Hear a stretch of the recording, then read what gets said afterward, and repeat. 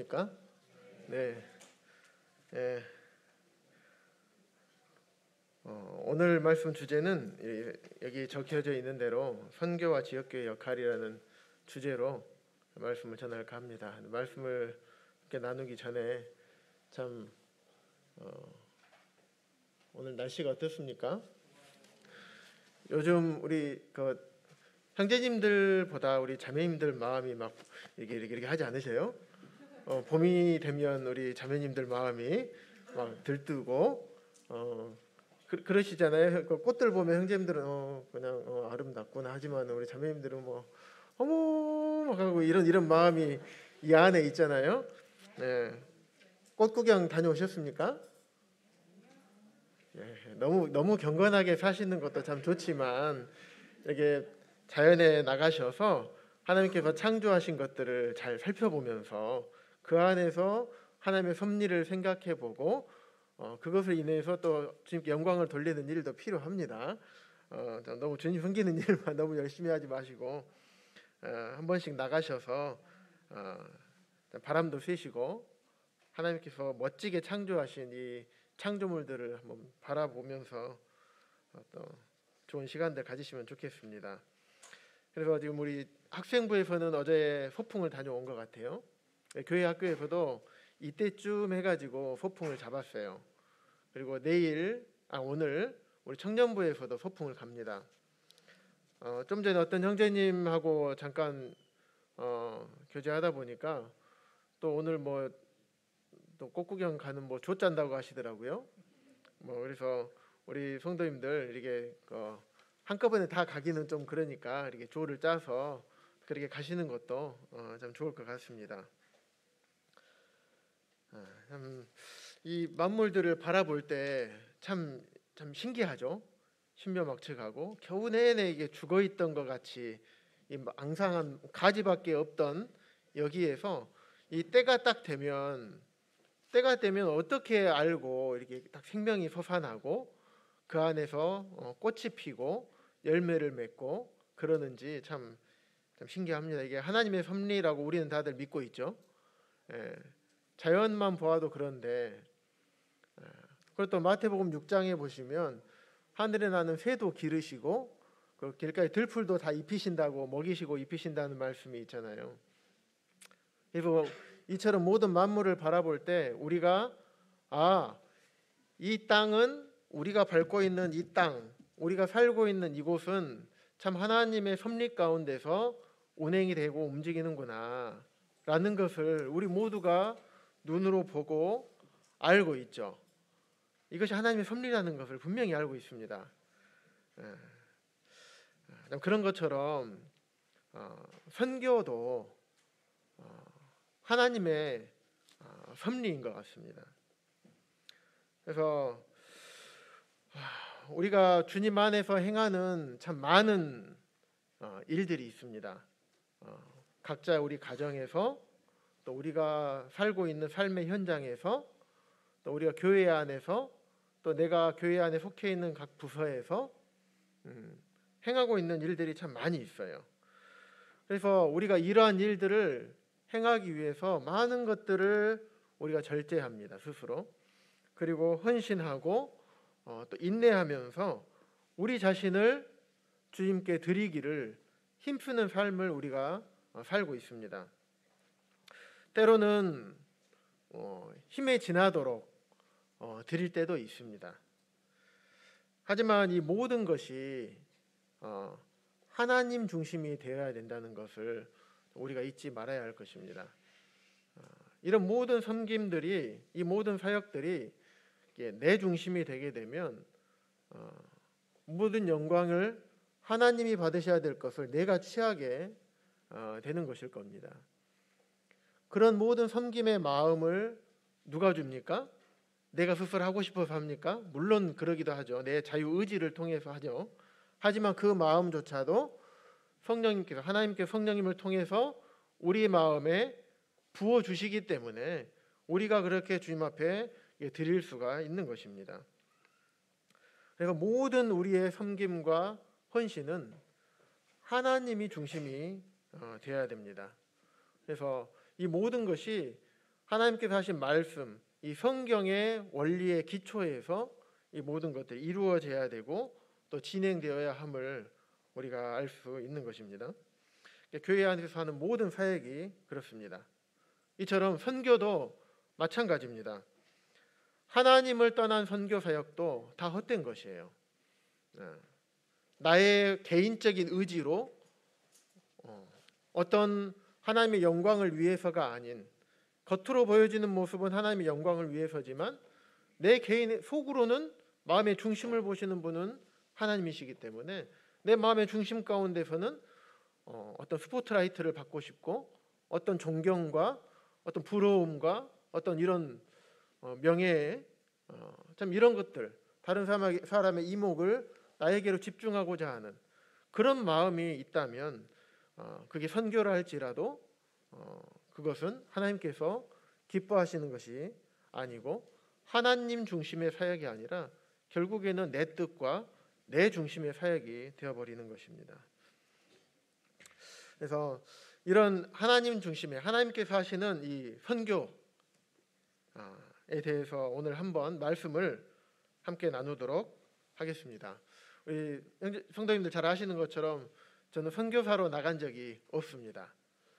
하지만 청년 때 선교지를 한 2번 방문을 했었고 또 현재 많은 여러 선교사 형제 자매님들하고 따로 많은 교제를 할 수 있는 이런 시간들이 있어서 지금 몇 해째 같이 교제하고 친밀하게 교제하고 있습니다.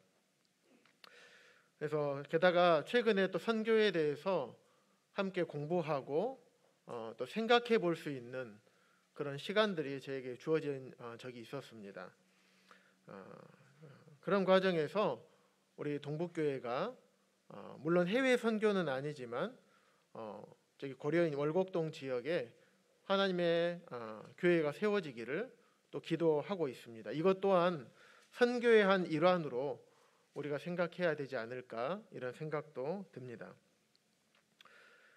그래서 오늘 주님께서 이런 말씀을 전하게 하시지 않았을까 라는 생각을 하게 되었습니다. 그래서 선교의 의미는 먼저 선교는 하나님의 사역입니다. 사람의 사역이 아니고 하나님의 사역입니다. 그래서 선교의 의미를 살펴보면 크게 보내다라는 의미가 있습니다. 보내는 것입니다. 하나님께서 선교를 보내는 겁니다. 그래서 보다 더 정확한 표현은 하나님께서 성령님을 통해서 개인이나 부부, 가정에게 말씀하시고 이것을 교회에 말씀하셔서 교회에서 이분들을 파송을 하는 것이죠. 하나님께서 교회를 통해서 보내시는 것입니다. 이에 대한 말씀들을 한 구절 한 구절 살펴보도록 하겠습니다. 요한복음 6장 29절 말씀에 보시면 예수께서 대답하여 이르시되 하나님께서 보내신 이를 믿는 것이 하나님의 일이다. 이 말씀은 예수님께서 오병이의 기적을 보이셨습니다. 그 후에 주님께서 베풀어 주신 그 기적을 통해서 떡을 먹고 배부른 사람들이 예수님을 쫓아왔던 거예요. 갈릴리 저편까지 쫓아와서 쫓아온 그들을 보고 예수님께서 하신 말씀입니다. 예수께서 대답하여 이르시되 하나님께서 보내신 이를 믿는 것이 하나님의 일이다. 너희는 떡을 먹고 배불러서 나를 찾아온 거지만 진짜 중요한 것은 하나님께서 보내신 나를 믿는 것이 하나님의 일이다 라고 말씀을 하셨습니다. 그들은 예수님께서 베푸신 일을 보고 그분이 그 예수님이 구약에 예언된 오시기로 한 메시아라는 사실을 그들이 알았어야 됩니다. 그래서 하나님께서 예수님을 보내신 것입니다. 또 요한복음 14장의 26절에 보시면 보혜사 곧 아버지께서 내 이름으로 보내실 예수님의 이름으로 성령님을 또 보내시고 성령님께서 너희에게 모든 것을 가르치고 말한 것을 생각나게 할 것이다 라고 말씀하십니다. 아버지께서 주님의 이름으로 성령님을 아버지께서 보내시는 것입니다. 아버지께서 요한복음 20장 21절에 보시면 아버지께서 나를 보내신 것 같이 예수님께서 하신 말씀이에요. 아버지께서, 나는 내가 스스로 온 게 아니라 아버지께서 나를 보내셔서 내가 왔다. 그래서 아버지께서 나를 보내신 것처럼 나도 제자들인 너희를 보내노라.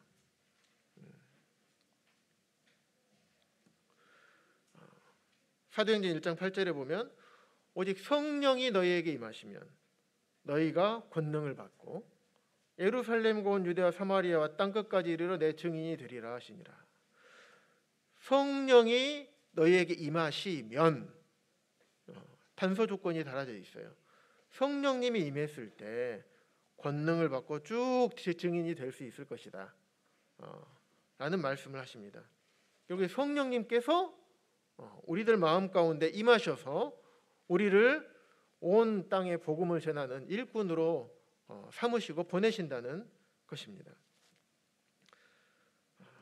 그래서 하나님께서 성령님을 통해서 사람에게 그런 마음을 주시고 사람을 보내시는 것입니다.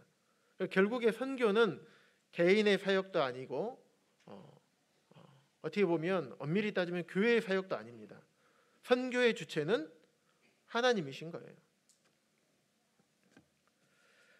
그래서 성부, 성자, 성령께서 사도들과 교회들을 이렇게 보내셨습니다.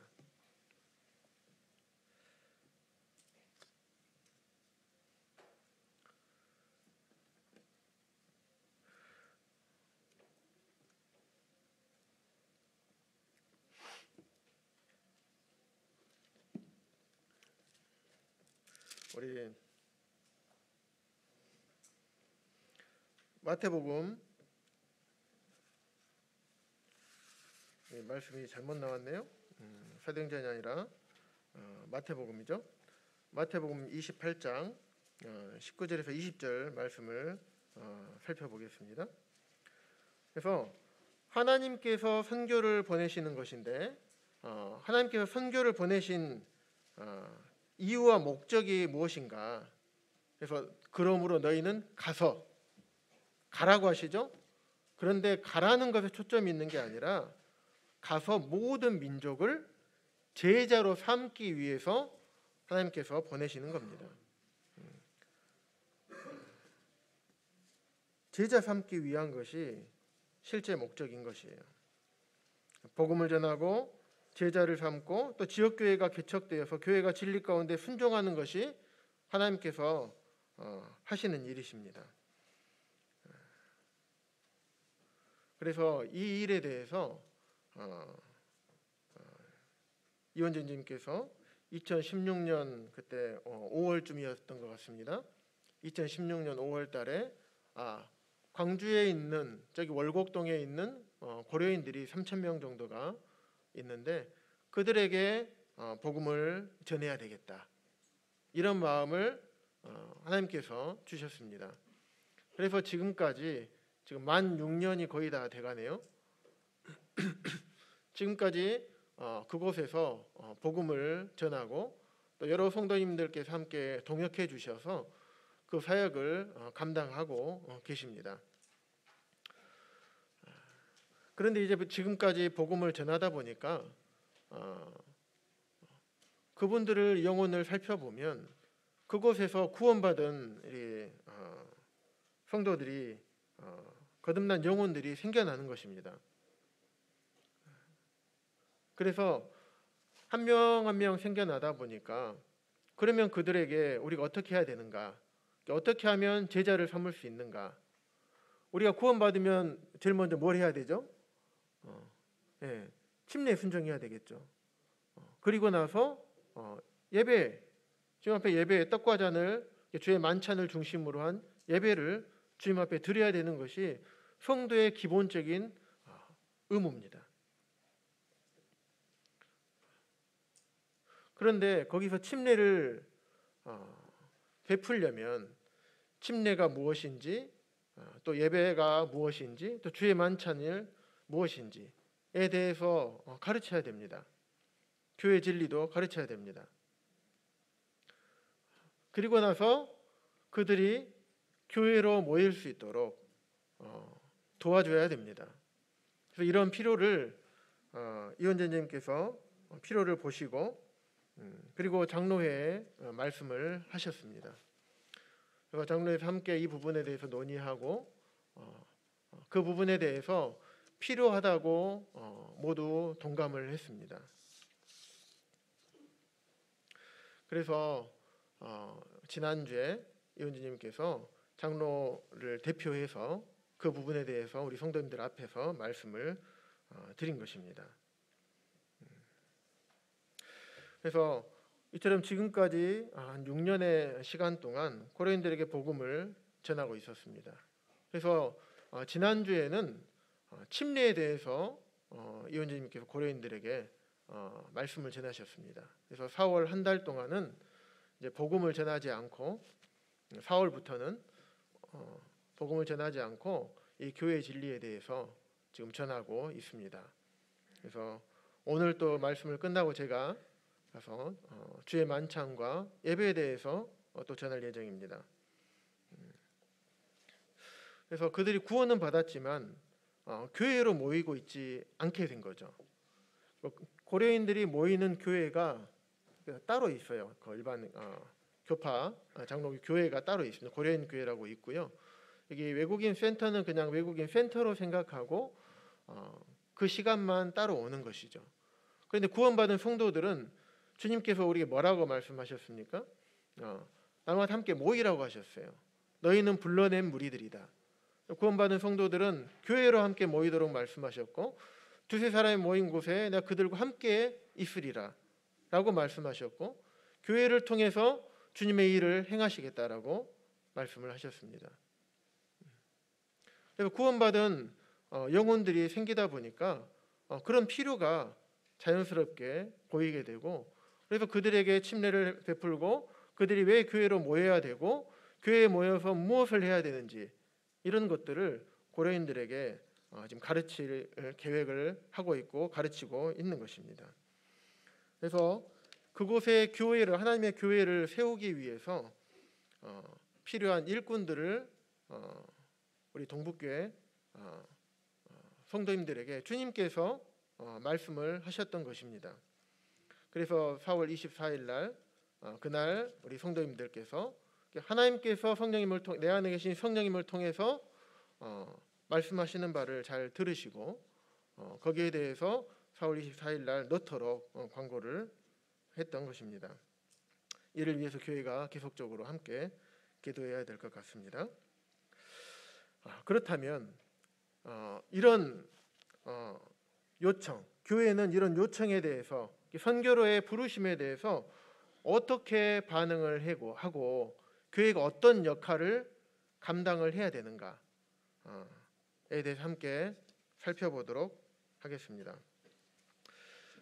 신약에서 살펴보면 항상 교회가 하나님의 계획의 중심에 있었습니다. 그래서 교회를 통해서 하나님께서는 하나님의 뜻을 이루신 것을 우리가 볼 수가 있습니다. 초대교회 예루살렘 교회를 살펴보면 예루살렘 교회를 통해서 주님께서 예루살렘 지역의 수많은 사람들이 급격하게 구원받을 수 있도록 역사하셨습니다. 그 후에 참 이방인 지역에까지 복음이 전해지게 하셨어요. 예루살렘 교회에 핍박이 있게 되고 또 스데반이 죽음으로 인해서 제자들과 믿는 모든 신자들이 성도들이 뿔뿔이 핍박을 피해서 흩어져서 여러 지역으로 흩어졌습니다. 그래서 그 내용들을 흩어져서 하나님의 교회들이 세워지고 또 그 교회들을 통해서 하나님의 역사가 이루어진 것들을 우리가 사도행전에서 또 많은 서신서들에서 우리가 볼 수가 있습니다. 그래서 교회가 전도와 어떤 선교의 중심이 되는 것은 하나님의 뜻이고 말씀을 살펴보았을 때 그것은 하나님의 뜻이 분명하다고 말씀을 드릴 수가 있습니다. 그래서 이 예루살렘 교회 박해로 인해서 흩어졌던 이 성도들이 여러 지역으로 옮겼는데 그 중에 안디옥 지역에 정착하고 최초로 이방인 교회가 안디옥 지역에 생겨났습니다. 사도행전 13장에 보시면 안디옥에 선지자들과 교사들이 있으니 곧 바나바와 니게르라 하는 시므온과 이렇게 쭉 나와 있습니다. 그래서 안디옥 지역에 교회가 생기게 된 배경이 그렇게 되는 것입니다. 그래서 안디옥 지역에 교회가 생겼고 그곳에 많은 이방인 성도들이 그리스도인들이 많이 생겨났다는 소식을 예루살렘 교회가 듣게 된 겁니다. 그래서 예루살렘 교회에서 바나바를 거기에 파송을 합니다. 야, 저기 가봐라. 바나바님 가보십시오. 그래서 이게 진짜 어떻게 된 건지 살펴보고 그러고 오십시오 하고 바나바를 거기에 파송을 했어요. 그래서 바나바가 가보니까 실제로 안디옥 교회가 많이 흥왕했고 성도들이 계속해서 늘어나는 모습을 바나바가 보게 된 거예요.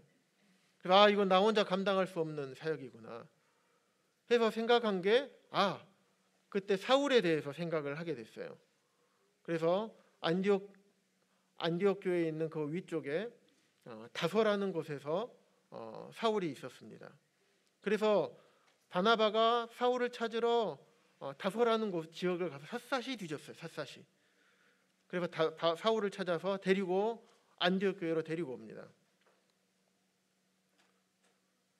그래서 거기서 바나바와 사울이 안디옥 교회에 함께 머물면서 안디옥 교회 성도들을 가르친 양육시킨 내용이 나옵니다. 그래서 2절에 보시면 주를 섬겨 금식할 때 성령이 이르시되 내가 불러 시키는 일을 위하여 바나바와 사울을 따로 세우라 하시니. 그래서 결국에는 교회가 없던 곳에 예루살렘 교회 핍박으로 인해서 안디옥 지역에 복음이 전해지고 그곳에 교회가 생겨졌습니다. 그리고 바나바와 사울이 안디옥에 가서 함께 동역하고 성도들을 양육했을 때 그 안디옥 교회가 이제 어떻게 됐냐면 이제 선교의 중심지가 되게 된 것입니다. 그래서 13장 2절에 보면 주를 섬겨 금식할 때 성령이 이르시되 내가 불러 시키는 일을 위하여. 하나님께서 사람을 부를 건데 내가 불러서 어떤 일을 시킬 거다. 그 일을 위해서 바나바와 사울을 따로 세우라. 그래서 바나바와 사울을 선교를 보내기까지 이르게 됩니다. 그래서 1차 여기서 바울의 선교 여행이 시작이 되게 되는 것입니다. 그래서 성령님께서 그들을 부르셨고 교회가 인정을 했으며 교회가 그들을 기쁨으로 파송한 것입니다.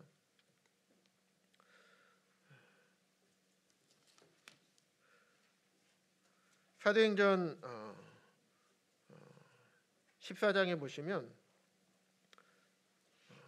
거기서 배 타고 안디옥에 이르니 이곳은 두 사도가 이룬 그 일을 위하여 전에 하나님의 은혜에 부탁하던 곳이라.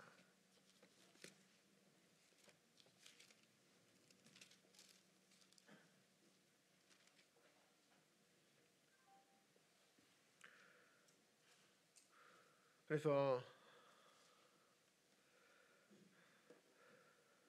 1차 선교여행에 대한 사도 바울과 바나바가 1차 선교여행을 갔다가 이제 다시 배를 타고 안디옥에 다시 들어왔습니다. 그래서 그 안디옥에 가서 하나님께서 나에게 하나님의 은혜, 우리를 파송했던 그곳에 다시 돌아가서 어떤 사역들이 있었는지 선교 보고를 주님의 역사에 대해서 보고를 하는 내용입니다. 그래서 그들이 하나님의 은혜에 부탁하였다라고 기록을 하고 있습니다. 또 15장 40절에 보시면 이와 비슷한 표현이 나와 있어요. 바울은 신라를 택한 후에 형제들에게 주의 은혜의 부탁함을 받고 떠나. 이게 뭐냐면 2차 전도 여행 갈 때 바울과 바나바가 이제 마가 요한 때문에 흩어졌잖아요. 찢어지게 되고 그리고 바울은 신라를 택해서 2차 선교 여행을 갑니다. 그러면서 형제들에게 주의 은혜의 부탁함을 받고 떠나 이렇게 기록이 되어 있습니다. 그래서 하나님의 은혜에 부탁하다, 하나님의 은혜에 맡기다 이런 용어가 헬라어로 파라디돔이라는 그런 용어를 사용했는데요. 그런 의미가 내어준다, 보내다, 뭐 놓아주다, 또 넘겨주다 그런 의미가 있습니다. 그래서 교회가 바울과 바나바 그리고 바울과 신라를 합당하게 인정해주고 그들을 보내줬던 것입니다.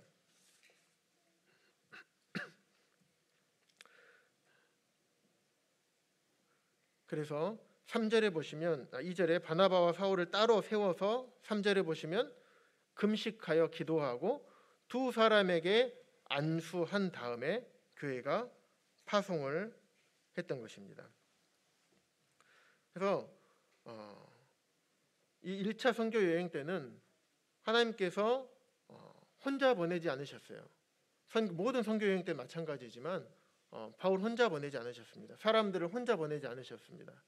제자들을 보내실 때도 예수님께서 짝을 지어서 보내셔서 함께 동역할 자들을 보내셨던 것을 우리가 볼 수가 있습니다.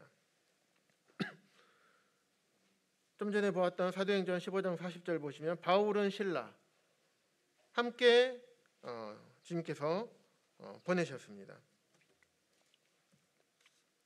바울은 신라를 보내시고 또 디모데는 루스드라와 이고니에 있는 형제들에게 칭찬받는 자니. 1차 선교여행 때는 바울과 바나바를 보냈지만 2차 선교여행 때는 더 많은 동역자들을 보내셨습니다. 신라를 보내셨고 디모데를 보냈습니다. 이 디모데는 사도행전 16장 2절에 나와 있는데 루스드라와 이고니온에 있는 형제들에게 칭찬받는 자다. 루스드라의 지역에 있던 디모데였습니다. 디모데는 거기서 살았어요. 사도 바울이 1차 전도 여행할 때 이쪽 소아시아 아래쪽 부분 루스드라, 이고니온 이쪽에 복음을 전하러 갔다가 루스드라에서 돌에 맞아 죽은 것처럼 성 밖에 버려졌다 그랬죠. 그래서 바울이 살아나서 도망갈 법도 한데 도망가지 아니하고 다시 자기를 돌로 쳤던 그 루스드라 그곳에 다시 갑니다. 왜 다시 갔냐면 형제들을 가서 굳건하게 하기 위해서. 왜냐하면 그게 무슨 말이냐면 처음에 돌에 맞으면서까지 복음을 전했을 때 거기에서 구원받은 영혼들이 생겨났던 거예요. 그래서 사도 바울은 그들을 다시 굳건하기 위해서 1차 선교여행 다시 복귀하는 과정에서 바로 넘어가면 되는데 그러지 않고 왔던 길을 다시 돌아갑니다. 돌에 맞아서 죽을 뻔했던 그곳에서 다시 형제들을 굳건하게 하고 돌아옵니다. 그런데 거기에 디모데가 있었던 것입니다. 그래서 2차 전도 여행 때에는 디모데도 합류를 하게 됩니다.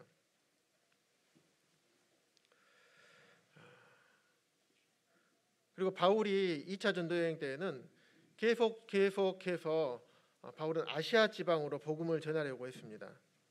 그런데 성령이 허락하지 않으셔가지고 사도 바울이 그대로 멈춰 있는 게 아니라 계속 주님 앞에 성령님의 인도하심을 구하면서 계속 가던 길을 계속 서쪽으로 갔습니다. 그럴 때 바울이 환상을 보게 됩니다. 그래서 우리가 곧 마게도냐로 떠나기를 힘쓰니 그래서 배를 타고 유럽으로 건너가게 되거든요. 그런데 여기서 보면 16장 10절에 보면 우리라는 표현이 나와요. 사도행전은 누가가 썼죠. 그래서 이 표현들을 보면 쓴 인칭 대명사를 보면 되게 재밌습니다. 나 1인칭으로 썼다가 우리라고 씁니다. 우리. 또 그들이라고 썼다가, 근데 우리라고 쓴 표현에서는 그 안에 누가가 자기 자신이 거기 있을 때는 항상 우리라는 표현을 씁니다. 뒤에 한 번 더 나옵니다. 그래서 누가도 함께 동역했던 것을 우리가 볼 수가 있습니다. 그리고 고린도 지역에서 바울이 마게도냐 지역, 데살로니가, 빌립보, 베레아 이쪽에서 쭉 갔다가 쭉 아래로 내려옵니다. 그래서 아테네를 떠나서 고린도 지방에 이르는데 거기서 아굴라와 그 안에 브리스길라를 만나게 하십니다. 그래서 거기서 또 바울을 동역할 수 있도록 동역자를 주님께서 보내셨습니다. 그 이후에 이제 여기까지 2차 전도행할 때 동역자들을 보내주신 것이고요. 3차 전도행할 때 동역자들도 있었습니다.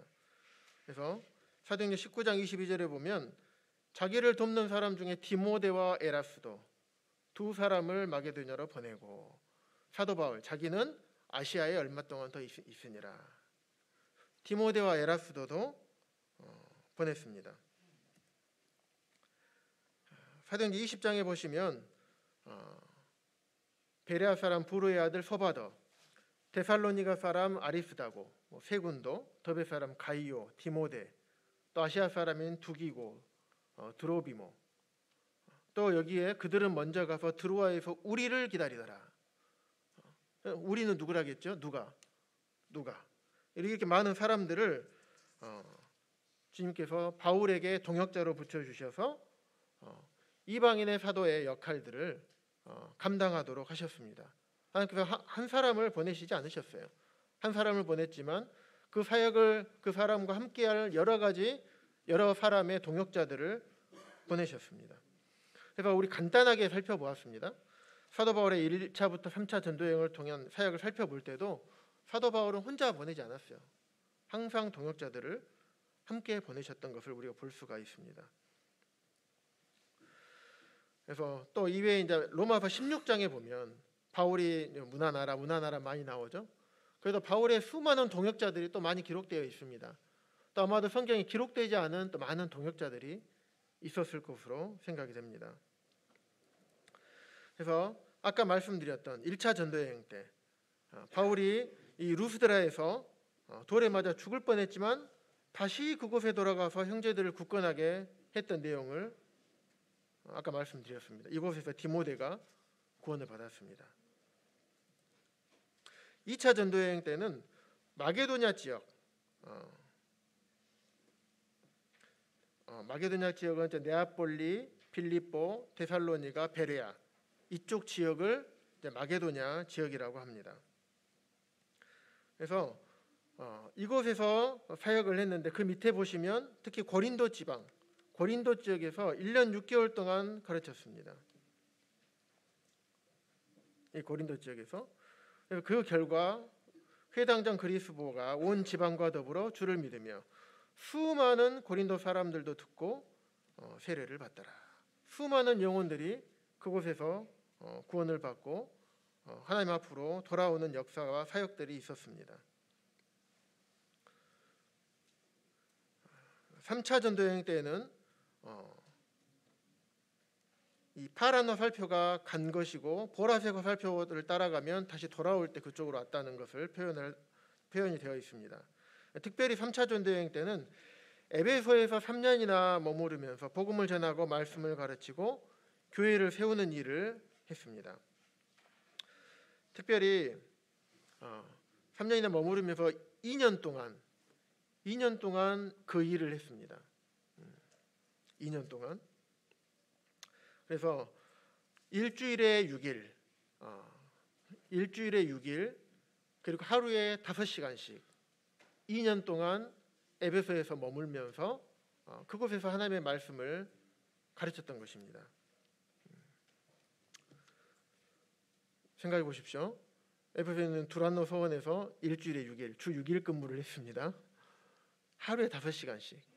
그 시간 안에 하루 5시간 안에 더운 지역이기 때문에 오침 시간이 또 포함이 되어 있어요. 근데 그것까지 다 포기하고 사도 바울은 거기서 함께 복음을 전했습니다. 그리고 오전 시간에는 텐트 메이커로서 자기의 어떤 필요를 충족하고 그런 사역들을 사도 바울이 했습니다. 그럴 뿐만 아니라 각 집에서 성도들을 가르쳤습니다.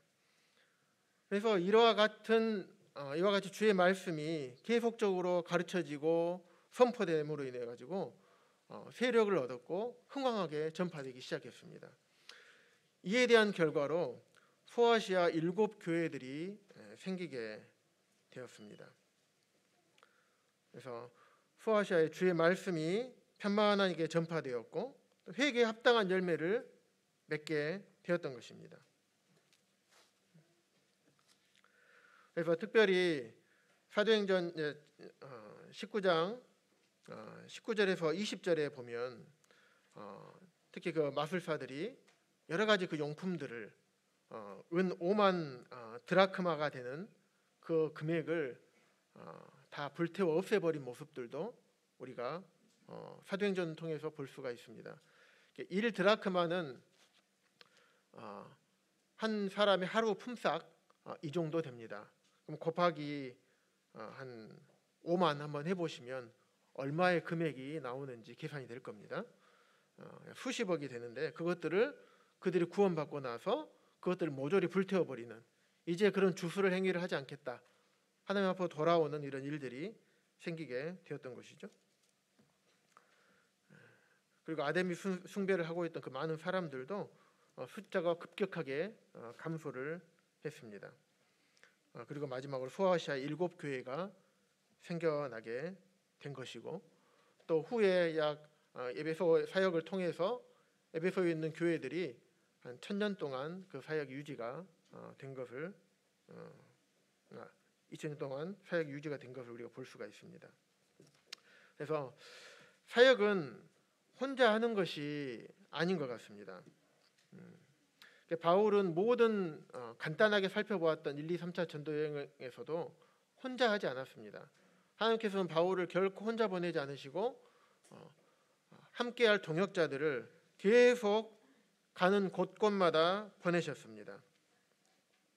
그리고 또한 부족한 것을, 또 필요한 것을 아시기 때문에 교회를 통해서, 또 성도들을 통해서, 한 또 자매님을 통해서 사도 바울에게 필요를 공급하고 사도 바울이 머무를 거처를 하나님께서는 공급을 하셨습니다. 실제로 우리 한국에서도, 또 한국뿐만 아니라 선교사를 파송하고 있는 다른 여러 나라에서도 실제로 선교사를 해외에 파송하고 그 선교사들의 필요를 공급하고 있습니다.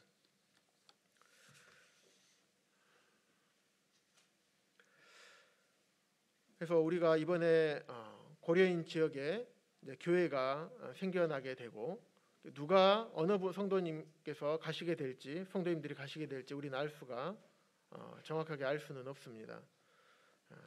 하지만 그곳에 교회가 생겨나게 된다면 또 그분들의 필요를 우리가 동일하게 채워야 될 것입니다. 또 그 교회의 그 사역에 있어서 필요를 파송된 교회가 그것을 감당해야 될 것으로 생각이 됩니다.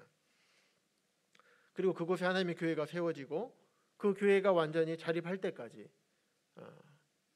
계속적으로 그 사역에 대해서 교회가 함께 기도하고 도와야 될 것입니다.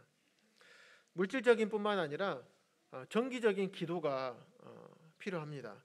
지금 우리 수요일마다 계속적으로 금요일마다 기도 집회 때 고려인 지역에 교회가 세워지기를 기도하고 있습니다. 이제 세워진 다음에는 그곳에서 구원의 역사가 일어나기를 기도해야 될 것이고, 그곳의 필요를 위해서 우리가 함께 기도해야 되고, 하나님의 뜻이 온전히 이루어질 수 있도록 정기적인 기도를 해야 될 것입니다. 기도한다는 것은, 하나님 앞에 간절히 기도하는 것은 기본이거니와 기도로 끝나는 것이 아닙니다. 기도한다는 것은 실제로 우리가 그 사역에 동역하고 실제적으로 돕는다는 것을 포함하고 있습니다. 우리가 흔히 기도에 대해서 많은 오해를 하는 경우가 있어요. 물론 기도만 하는 것도 굉장히 주님께서 귀하게 보시는 것입니다. 하지만 성도들의 또 교회의 필요를 보았을 때 그곳에 헌신하고 내 시간과 내 몸을 드리고 물질을 드리고 그들과 함께하고 그런 부분들이 함께 수반되는 것이 기도 안에 포함이 되어 있는 것입니다. 그래서 선교일을 감당하고 계시는 우리 모임에서 파송된 많은 선교사 형제 자매님들이 계십니다. 또 우리가 지난 한 달 동안 수요일 한 달 동안 또 은퇴하신 선교사 형제님들의 또 간증도 우리가 들었습니다. 그래서 선교사 형제님들과 이야기를 하다 보면 참 선교지에 참 필요한 것들이 참 많이 있는 것을 우리가 보게 됐습니다. 그래서 첫 번째로 많은 물질이 필요한 것을 우리가 듣게 됩니다. 선교를 나가게 되면 자녀들을 키워야 되죠. 그럼 자녀들은 국제학교에 보내야 됩니다. 자녀가 한 명이면 부담이 덜하겠지만 2명, 3명, 4명 이렇게 되면 그 아이들의 학비를 어떻게 감당할 수 있겠습니까? 충분히 선교를 할 수 있도록 교회와 그 소식을 알고 있는 함께 기도하는 분들이 거기에 함께 헌신을 해야 될 필요가 있습니다. 또한 지난번에 우리 파라과이에서 선교하고 있는 곽현수 형제님 통해서 파라과이의 소식을 우리가 들었습니다. 그 가난한 영혼들을 얻기 위해서 그들에게 많은 호의를 베풀고 사랑을 베풀어야 됩니다. 그리고 선교의 거점이 필요하기 때문에 집도 구해야 됩니다. 물론 주님께서 물질을 채워주셔서 집을 구하면 좋지만 그러지 못하면 집을 임대를 해야 되고 또 그런 많은 비용들이 들어가게 됩니다. 뿐만 아니라 많은 이야기를 할 수는 없습니다. 하지만 많은 물질이 필요한 것은 우리 모두가 다 알고 있습니다. 그런데 물질만 필요한 것이 아닙니다. 함께 동역할 동역자가 필요한 것이에요. 우리가 사도행전 사도 바울의 1, 2, 3차 전도여행을 잠깐 살펴보면서 우리가 보았던 것처럼 동역자가 필요한 겁니다. 복음을 전하는 사역에 동역자가 필요하다고 간절히 요청을 하는 소식들을 듣게 됩니다. 그래서 사도행전을 보아도 하나님께서는 혼자 보내지를 않으셨습니다. 혼자 보내지를 않으셨고 동역자들의 마음에 성령님께서 그 동역자들의 마음에 말씀하시고 그 말씀을 그들이 외면하지 아니하고 그 말씀에 부르는 필요를 보게 하신 그 말씀에 순종하고 그에 나아갔습니다. 그랬을 때 하나님께서 그 일들을 통해서 구원의 역사와 하나님의 교회가 세워지는 놀라운 일들을 이루시게 되신 것입니다. 또 세 번째는 복음 사역에만 필요한 게 아니라 가르침의 사역에 있어서 필요합니다. 우리가 처음에 서두에 말씀을 살펴보았던 것처럼 가서 제자를 삼으라 말씀하셨습니다. 가서 영혼 복음을 전하고 구원받게만 하는 것이 그것으로 선교 사역이 끝나는 것이 아니라 복음을 전해서 그들이 구원을 받고 교회에 영접되고 교회를 이룰 뿐만 아니라 그 교회가 온전히 세워져서 그 교회를 통해서 다시금 복음을 전하고 영혼이 구원받고 교회가 세워지게 되고 다시 또 교회를 통해서 복음을 전하고 이 일들이 계속 선순환이 일어날 수 있도록 주님께서 원하시는 것이었습니다. 그런데 선교사 혼자 어떻게 복음 전하고 섬기고 이 모든 것을 다 할 수 있겠습니까? 그리고 선교로 나가시는 분들이 모두 가르침의 은사가 있는 것도 아닐 것입니다. 그래서 가르침의 사역에 있어서 필요를 많이 호소하십니다. 그래서 그들을 구원받은 성도님들을 잘 양육해서 주님의 제자 삼는 하나님의 일꾼으로 양육할 가르침의 필요가 또 필요합니다. 또 네 번째는 목회적인 사역에서도 도움이 필요합니다. 그곳의 성도님들과 영혼들을 다 돌아볼 수 없기 때문에 목회적인 사역에 있어서 동역이 더 필요합니다. 그런데 거기에 있는 성도님들만 목회할 것이 아니라 선교에 나가 계시는 선교를 하고 계시는 형제님과 자매님, 그분들에 대한 목회 사역이 또 필요합니다. 선교사는 계속 말씀을 전하고 주는 역할만 하기 때문에 그분들에게도 하나님의 께서 주시는 위로와 격려와 힘과 그분들에게 또 말씀을 전해 주시는 이런 목회적인 사역도 필요합니다. 다섯 번째는 섬김의 사역에서도 동역이 필요합니다. 혼자서 어떻게 한 가정이 어떻게 그 많은 사람들을 성도님들을 섬기겠습니까? 그리고 여섯 번째는 파송된 성도님들에 대한 위로와 격려, 방문하고 그래서 선물도 보내고 또 방문해서 함께 교제하고 또 위로하고 격려해주고 이런 것들이 좀 필요한 것 같습니다. 그래서 지난번에 이 부분에 대해서 파라과이에서 오신 곽현수 형제님께서 얘기하신 걸 기억하시죠? 필리핀은 너무나 자주 오는데 파라과이는 1년에 뭐 한두 번 거의 안 오신다고. 그래서 너무 교제가 그립고 좀 물론 주님께서 맡기신 사역이기 때문에 그걸 감당하고 있지만 힘들고 어려울 때가 참 있더라. 그런 위로가 필요할 때가 있더라. 성도님들과 자유롭게 교제하는 그 교제가 그립다라고 얘기를 합니다. 근데 거리가 멀 뿐만 아니라 이 고려인 지역도 마찬가지라고 생각이 됩니다. 그곳에서도 이러한 필요가 동일하게 있을 것이라고 여겨집니다.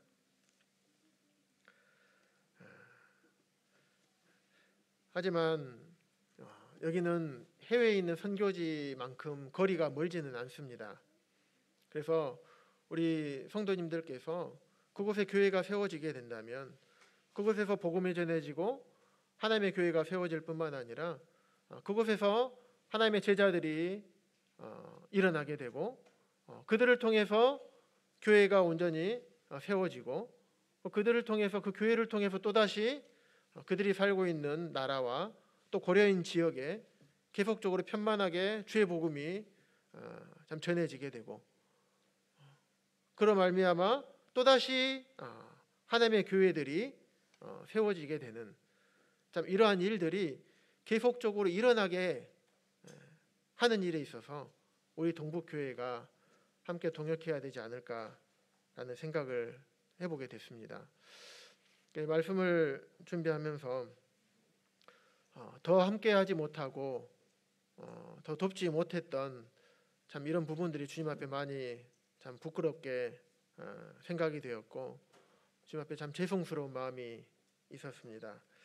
그런데 이번 고려인 지역의 교회가 세워지는 계기를 통해서 참 우리 동북교회가 하나님께서 하시는 이 선교 사역에 온전히 함께 동역하는 교회가 참 되었으면 좋겠습니다.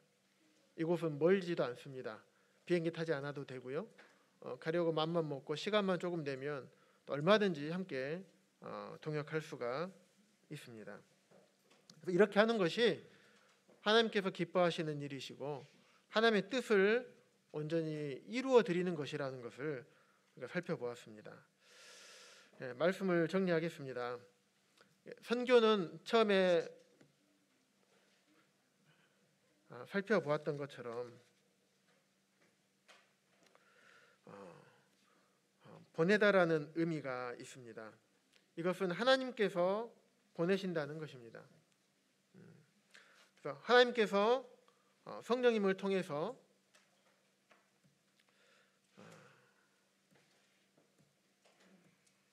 개인이나 한 사람 성도님이나 또는 부부에게 말씀을 하십니다. 현재 저희 동북교회가 이 시점에 와 있는 것 같습니다. 내 안에 계신 성령님을 통해서 말씀하시는가, 그렇지 않으시는가, 이 부분을 분별하는 과정에 있는 것 같습니다. 그래서 이것이 분별하게 되면 교회에 말씀하게 되고, 또 교회가 이를 분별하게 되면 그분들을 파송하거나 파송 및 개척을 하게 되는 과정을 겪게 될 것입니다. 그리고 여기에서 멈출 것이 아니라 하나님의 교회가 그와 함께 동역해야 될 것을 주님께서 말씀을 하십니다. 사도행전을 쭉 살펴보면서 참으로 사도행전은 성령님의 역사다, 성령 행전이다 라는 생각을 많이 하게 됐습니다. 선교는 하나님의 사역이고 하나님께서 성령님을 통해서 행하시는 그런 내용들이 사도행전을 통해서 쭉 기록이 되어 있는 것을 볼 수가 있었습니다. 그래서 선교는 하나님의 사역입니다. 따라서 하나님의 교회가 이를 위해서 함께 기도하고 동역해야 함을 우리가 말씀을 통해서 함께 나누었습니다. 그래서 우리 교회가 주님의 역사를 위해서 계속해서 함께 기도하고 주님의 뜻을 이루어드리는 그런 동북교회가 되기를 간절히 바라는 마음이 있습니다. 그리고 저도 함께 이 일을 위해서 기도하고 동역하겠습니다. 향후 일정에 대해서 간단하게 이렇게 말씀을 드리겠습니다. 지금 4월 한 달간을 고려인 그쪽의 지역의 센터에 필요한 물품들을 지금 하나하나씩 알아보고 그것을 준비하는 달로 좀 생각을 하고 있습니다. 물론 물품들이 정확하게 다 나오진 않았지만 예를 들면 간판도 해야 되고 강대상도 필요하겠죠. 지금 있는 방송 시설을 점검을 해봐야 됩니다. 점검을 해봐서 교체를 해야 될 것인지 살펴보고, 교체를 해야 된다고 한다면 또 적절한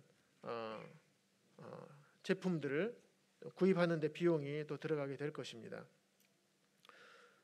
그리고 만찬 예배를 해야 되기 때문에 만찬상과 성찬기 참 이런 부분도 필요하게 될 것입니다.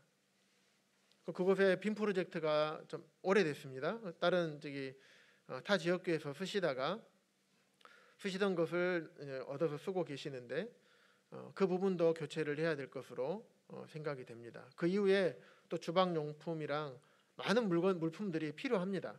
근데 아직 다 정확하게 확정은 하지 않았습니다. 그래서 이 부분을 위해서 우리 성도님들께서 함께 기도해 주시기 바랍니다. 그래서 동북교회가 이 부분을 잘 감당할 수 있도록 함께 기도해 주시고요.